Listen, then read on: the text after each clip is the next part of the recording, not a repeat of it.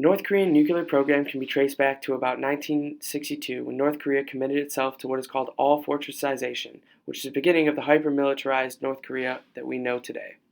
In early 1993, while verifying North Korea's initial declaration of having nuclear weapons, the International Atomic Agency concluded there was strong evidence of nuclear activity in North Korea.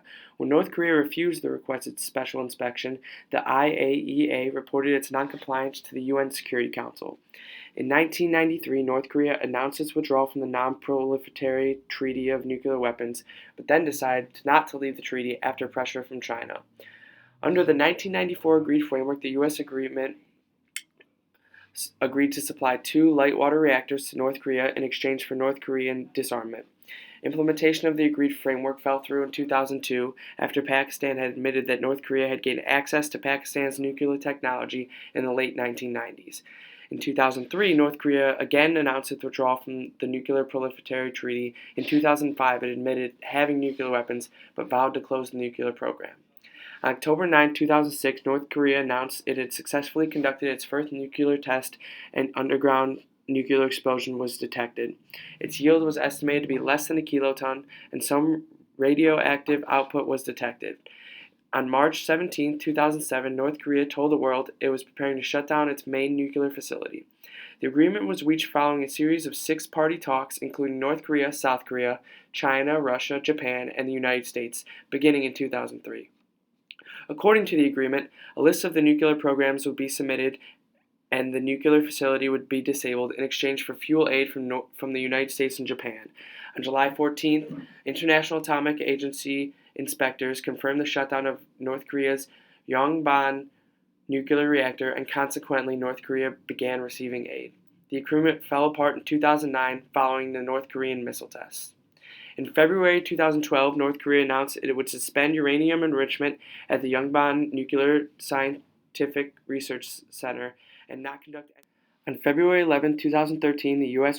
Geological Survey detected a magnitude 5.1 seismic disturbance, reported to be a third underground nuclear test. North Korea has officially reported it has a successful nuclear test. On January 6, 2016, in North Korea, the United States Geological Survey detected another magnitude 5.1 seismic disturbance, reported to be a fourth underground nuclear test. North Korea claimed this test involved a hydrogen bomb. This claim has not been verified. Within hours, many nations and organizations had condemned the test. On February 7, 2016, roughly a month after the alleged hydrogen bomb test, North Korea claimed to have put a satellite into orbit around the Earth. Japanese Prime Minister Shinzo Abe had warned the North Korean to not launch the rocket, and if it had, the rocket violated Japanese territory, it would be shot down. Nevertheless, North Korea launched the rocket anyways, claiming the satellite was purely intended for peace.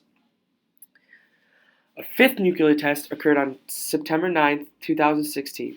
This test yield is considered the highest among all 5 tests thus far, surpassing its previous record in 2013. The South Korean government had been underestimating the test yield for years, but has acknowledged that the yield of September 2016 nuclear test is about 10 kilotons. Here are some things North Korea doesn't have: a human rights record to speak of, political or economic freedoms, or enough food to feed its citizens. Here's what North Korea does have: a nuclear weapons program and an unpredictable young leader whose finger is on the button. Are North Korea's nuclear threats something to fear, or just saber-rattling from an isolated nation? So here's the situation. On September 9, 2016, a 5.3 magnitude earthquake was detected here. It was North Korea's 5th nuclear test in a decade and the 2nd this year. It was also the most powerful so far. While military experts suspect North Korea exaggerates its achievements, they agree it has furthered its aim of mounting a nuclear warhead on a ballistic missile.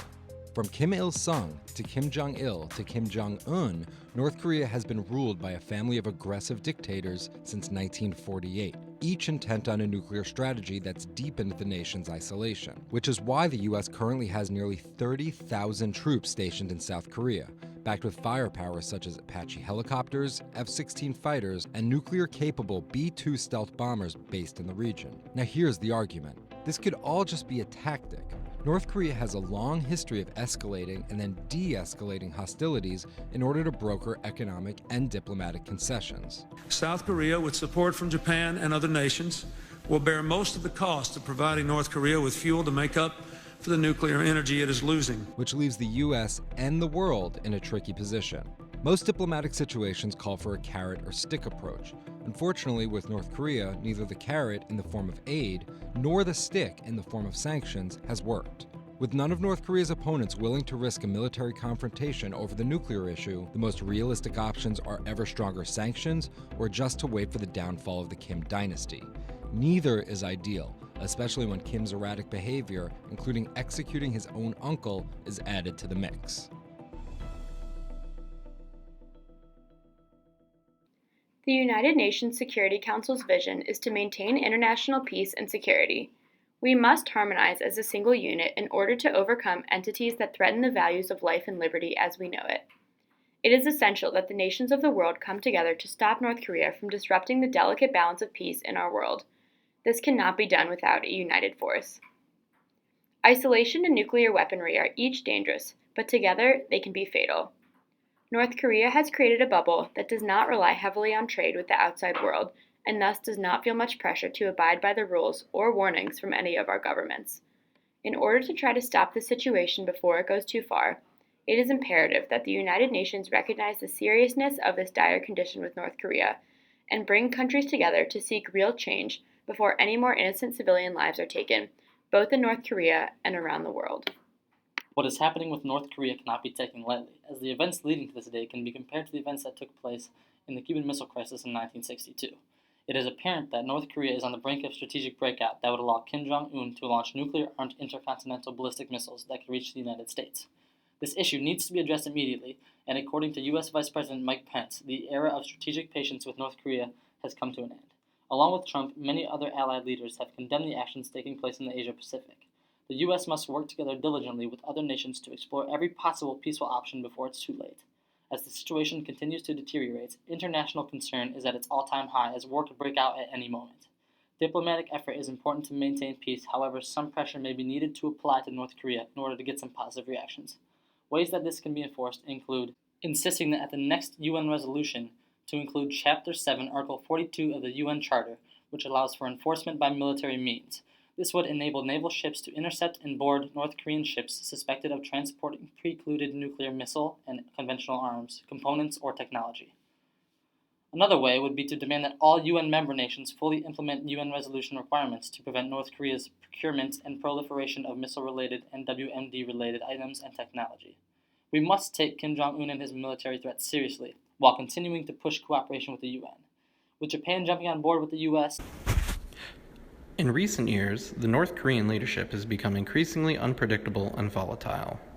Combined with frequent military advancements, including the potential to produce nuclear missiles and weapons of mass destruction, it has become increasingly apparent that North Korea has emerged as a legitimate threat to the stability of the world that must be dealt with carefully.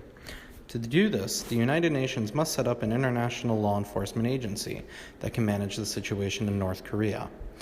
Chapter 7, Article 42 of the UN chapter allows for law enforcement by military means. However, this is not being utilized. By establishing this law enforcement agency, the threats presented by North Korea can be managed in a joint effort by the UN nations.